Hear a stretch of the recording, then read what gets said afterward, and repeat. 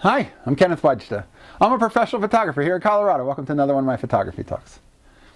Today, I'm going to talk about buying used cameras at estate sales. So if you see a listing for Leicas and camera gear at an estate sale, typically the estate sale company is going to promote that to the local camera clubs and the photography stores because they know there's interest in certain kinds of cameras and they know what's the better camera and they know the Leicas and the Rolleiflexes and things like that.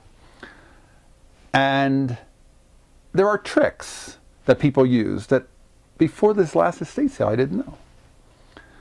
So I talked about this $300 broken Leica that I picked up. Well, that wasn't the only thing that was for sale that day.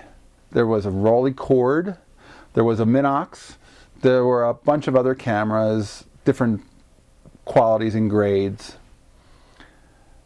And there was a person, a woman who was working for a local photography store who went to the auction and she was first in line. And I didn't know her, I didn't know who she was, I didn't know where she was from.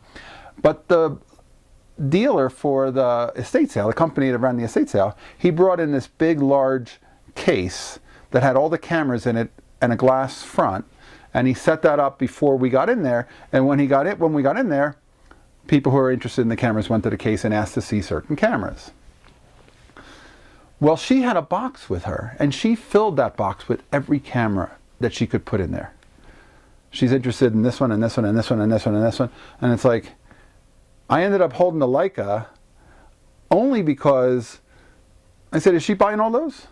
And she took all those cameras and walked over to the side of the kitchen and she just went one by one, researching them, talking to her company that she was working for and figuring out what she wants to do and what she wants to buy and offering different prices. But she basically closed the sale. The sale had just opened and none of the cameras were available to look at because she took them all, except for that Leica that had the broken shutter or the broken advance. And she ended up offering him $400 for that broken Leica and they didn't take it. And I heard that. And I had offered $300. And then by the time I left the sale, I offered him that $300 and he ended up taking it. But that was one of those things where that was almost like sniping in an eBay sale. You're taking everything and nobody has a chance to even offer money to buy anything because there's nothing to buy. She has it all. And in some sense, I think that's probably a pretty clever trick.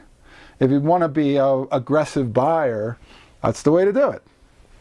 I didn't think it was terribly fair for the person like me who's a user of these things, and I don't really just buy and resell. I mostly buy and end up shooting with and taking other people out with and giving them ones to work with and shoot with, or finding cameras for other people sometimes. But that was an interesting morning where I ended up walking away with that Leica, but I think she was a little bit miffed when I walked away with it for $300 after she offered $400. But I think that the owner thought the same thing. The owner of the sale thought the same thing. It was like a little bit, why does she have all the cameras over there? She completely closed the sale, and then she may not even have bought them all. She was going to go one by one and do the research and call her boss and say, which ones do we want? What are our offers? And then when she was done, she would restore them to the sale. And she, there was a Minox with a beautiful leather case that she said, oh, I don't think this is working.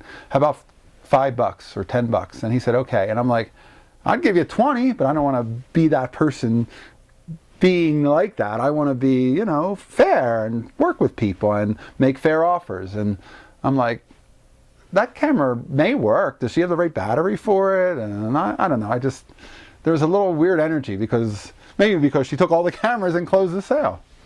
But that's an interesting thing that can happen and be good to be aware of it. If you go to a sale, you're early at it and you're with somebody who's from a dealership and they're there to buy as much as they can just to resell it, be ready to grab some of the things you might be interested in and look them over for your stuff because they may not be available to you 10 seconds later once they fill their box. All right, that's today's photography talk. If you're enjoying these, hit the subscribe button. If you can support, hit the Patreon, send some comments, and thanks so much for watching. We'll talk photography again soon.